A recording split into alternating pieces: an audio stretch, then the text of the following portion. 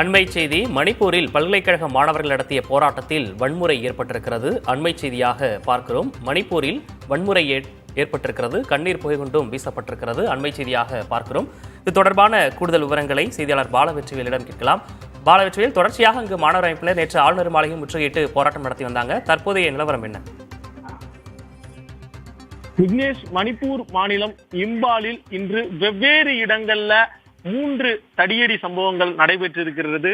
குறிப்பாக மாணவர் சங்கத்தினர் சார்பாக மணிப்பூர் வன்முறையை கட்டுப்படுத்த தவறிய முதலமைச்சர் பிரேன் சிங் இல்லம் முற்றுகை போராட்டமும் நடைபெற்றது. அதோடு மணிப்பூர் ஆளுநர் இல்ல முற்றுகை போராட்டமும் நடைபெற்றது. இந்த முற்றுகை போராட்டத்தின் போது மாணவர்களுக்கும் காவல்துறையினர் மற்றும் சிஆர்பிஎஃப் வீரர்களுக்கு தொடர்ச்சியாக மோதல் ஏற்பட்டிருக்கிறது.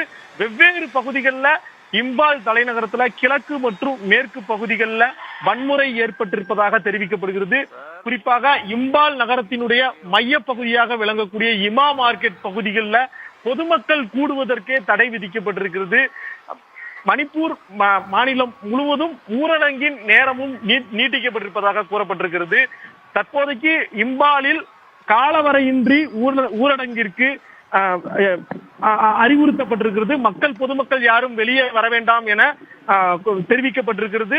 4 நபர்களுக்கு மேல் வெளியே கூடியிருக்க கூடாது என்றும் ஆயுதங்களோடு வெளியில் நடமாடக்கூடாது எனவும் எச்சரிக்கை விடுக்கப்பட்டிருக்கிறது.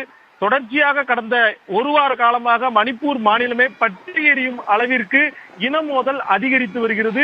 எனவே அதை கட்டுப்படுத்த வேண்டிய முதல் பொறுப்பு மாநில அரசிற்கு இருக்கிறது. அதில் ஒரு பகுதியாகத்தான் மணிப்பூர் மாநிலம் முழுவதும் ஊரடங்கு நேரத்தை நீட்டிப்பதாக அறிவிக்கப்பட்டிருக்கிறது. மேலும் தலைநகர் இம்பாலிலும் காலவரையின்றி ஊரடங்கிற்கான அறிவிப்பும் தற்போது வெளியிடப்பட்டிருக்கிறது. விக்னேஷ், அடுத்தடுத்த விவரங்களுக்காக மீண்டும் தொடர்பு கொள்கிறோம். தற்போதைய விவரங்களுக்கு நன்றி பாலவெற்றிவேல்.